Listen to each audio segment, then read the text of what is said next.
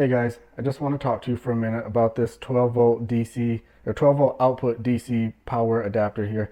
I bought these because I've been making LED neon strip signs and I needed a way to power them up, obviously, right? So, I mean, the neon strips, they come in a roll, you cut them to length, wire them up, and then you have to put like a power input to them.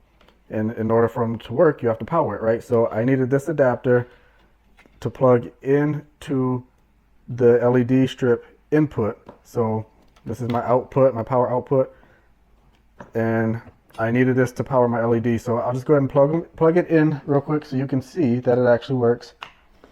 So plug it in and you can see it does what it's supposed to do, right? Which is simply transfer power from my plug to my LED strip, and it does that and it works really good. So if you need an output plug for LED strips or any other thing that might need a 12 volt output plug, that's a good one to choose.